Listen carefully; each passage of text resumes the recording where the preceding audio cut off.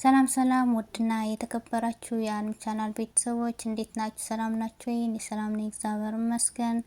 እናንተም ሰላም እንደምትሆኑ ተስፋ አደርጋለሁ። ለዚህ ቻናል አዲስ የሆናችሁ ሰብስክራይብ በማድረግ ቤተሰብ ሆኑ። ዛሬ ደግሞ በአዲስ ቪዲዮ መጥቻለሁ። ባለፈው የሰራሁትን ቪዲዮ በጣም ብዙ አስተያየት ሰጣችሁኛል። እጅግ አድርጌ አመሰግናለሁ። ጎበዝ በርቺ የምትሉኝ እህቶቼ ወንድሞቼ አመሰግናለሁ ማለት ነው። ዛሬ ደግሞ በአዲስ ቪዲዮ መጥቻለሁ። ዛሬም በርቀት ፍቅር ላይ ሆነን የሚለው ነው። በርቀት ፍቅር ሆናችሁ ወንዶች አብስቶ የሚጠሉትን ነገር ምንድን ነው? ወይ የርቀት ፍቅር ላይ ሆነን ተለያይተን ወንድ ልጅ የሚጠላቸው ነገሮች ምንድን ናቸው የሚል 4 ነገሮችን አንስቻለሁ እና ቪዲዮ እስከ መጨረሻ ስሙት። ያስተምራችኋል። ሀሳባችሁ አስተያየታችሁ ደግሞ በኮሜንት አስቀምጡልኝ ማለት ነው።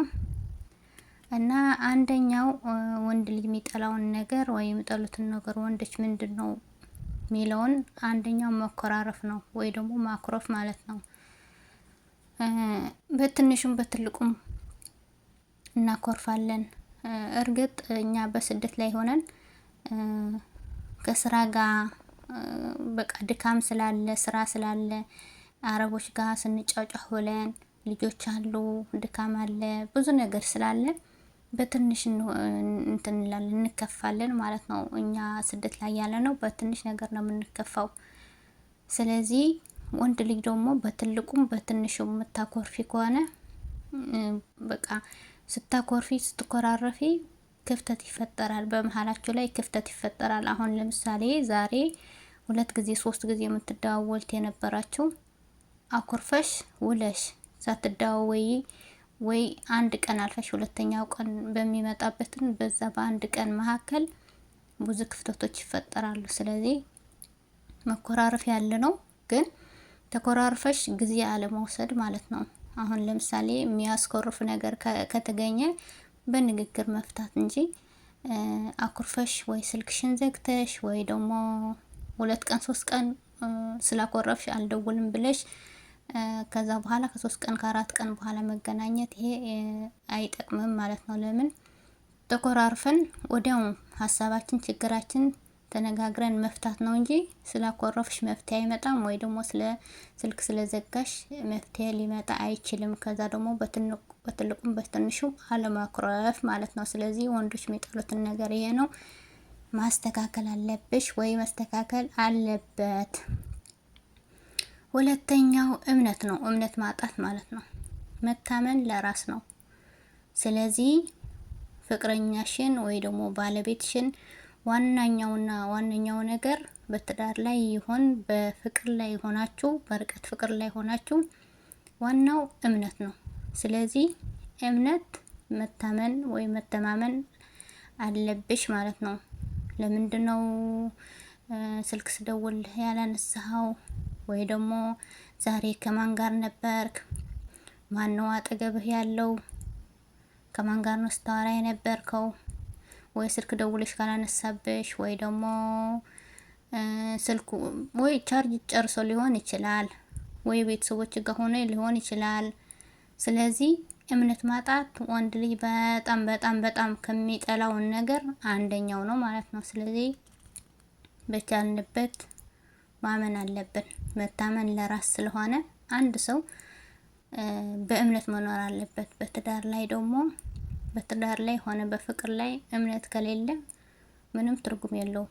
ዋነኛው ነገር እምነት ነው። ስለዚህ እምነት ማጣት ወይ ደግሞ ሳታምኙ ስትቀሪ በሱ ላይ እምነት ከሌለሽ እቺ አሁን ካላመነችኝ እንደሚቀጥለው ምን ሊሆን ይችላል ስለሚጠራጠር ስለዚህ ጥንቃቄ ማድረግ አለብን ማለት ነው።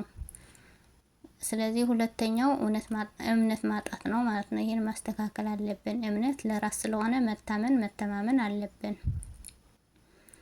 ሶስተኛ ንግግር ነው ወይ ደግሞ ኮሙኒኬሽን ማለት ነው። አሁን ለምሳሌ በስደት ላይ ሆነን ሁሉ ጊዜ በስልክ ነው የምንገናኘው፣ በአካል አንገናኝም።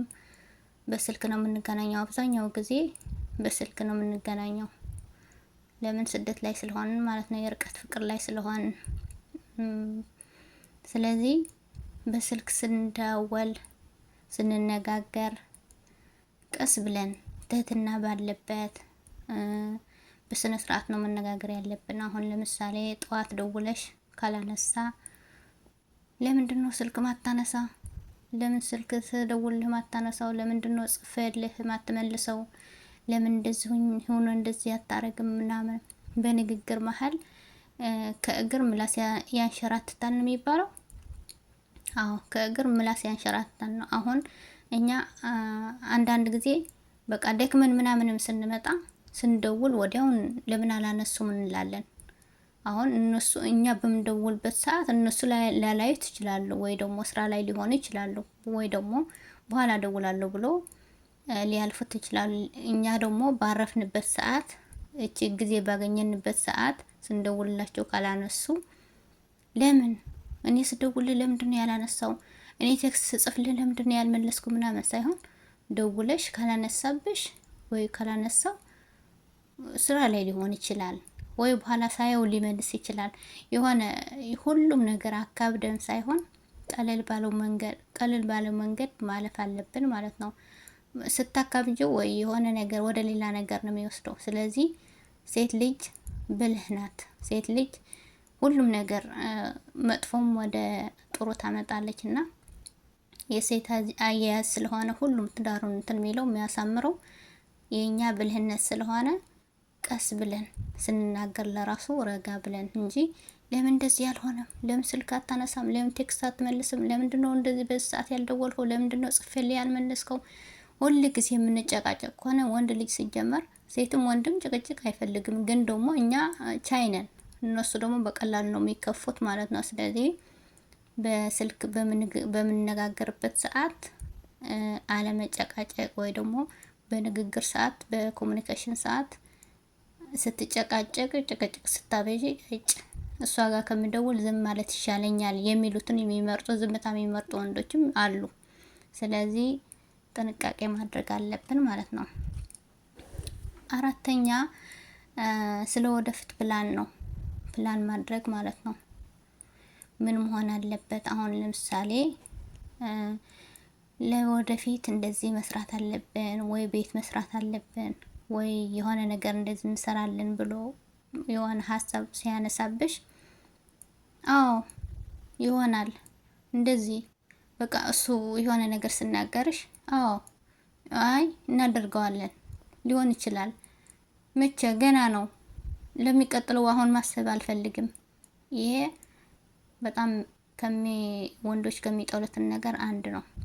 ሲጀመር ፕላን ዛሬን ካላሰብን፣ ዛሬን ፕላን ካላወጣን እርግጥ ነው እኛ እናስባለን፣ እግዚአብሔር ነው የሚያሳካው። ግን አሁን ለምሳሌ በልጅነታችን ቤተሰቦቻችን ወይ ደግሞ ምንም ሆነ አስተማሪዎቻችን ምንም ሆነ ትፈልጋለህ ምናምን ይሉናል አይደለ?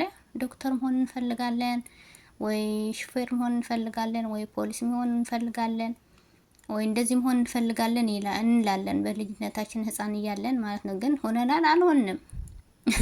ዶክተር ብለን ያሰብነውም ቃል ሆነናል። ሹፌር ብሎ ያሰበውን ፖሊስ ሊሆናል። የአውሮፕላን አብራሪ ነኝ ብሎ ያሰበውን ወይ ፖሊስ ሊሆን ይችላል። ስለዚህ እግዚአብሔር ያቀደውን እግዚአብሔር ያሰበውን ነው የሚሆነው። ግን ደግሞ ፕላን ማድረግ አለብን። ለሚቀጥለው አመት እንደዚህ እንሰራለን፣ የሚቀጥለውን ወር እንደዚህ እናደርጋለን ብሎ ፕላን በሚያወጣበት ወይ ደግሞ ፕላን በሚናገርሽ ጊዜ በሀሳቡ ላይ ሀሳብ መጨመር አለብሽ። አሁን እሱ እንደዚህ እናደርጋለን ብሎ ሲልሽ አዎ ባሌ ወይ ፍቅረኛ እንደዚህ እውነትን ነው፣ እንደዚህ ብናደርግ፣ እንደዚህ ብንጨምር፣ እንደዚህ ብንሰራ ጥሩ ነው፣ እንደዚህ ብናደርግ አሪፍ ነው። በሀሳቡ ላይ ሀሳብ መጨመር አለብሽ። ግን ዝም ብለሽ ገና ለሚቀጥለው አመት ገና ለሚቀጥለውን ወር እንደዚህ ለምንድነው አሁን ፕላን የሚይዘው? ለምንድነው ነገ ልሞት ዛሬ ሊኖር አላቅም፣ ለምን እንደዚህ ፕላን ይዛለሁ፣ ለምን እንደዚህ ሰራለሁ ሳይሆን አዎ እውነትን ነው ባሌ፣ እውነትን ነው የኔ ፍቅር፣ በዚህ ላይ ይሄን እንጨምራለን ብለን በሀሳቦችን ላይ ሀሳብ መጨመር አለብን ማለት ነው። እነሱም ደስ ይላቸዋል። ግን ዝም ብለሽ ሸለል ብለሽ እሱ ሲናገርሽ እውነት ነው እያልሽ ብታልፊ ከሆነ ወንድ ልጅ ከሚጠላውን ነገር አንደኛው ነው ማለት ነው። ስለዚህ ጥንቃቄ ማድረግ አለብን።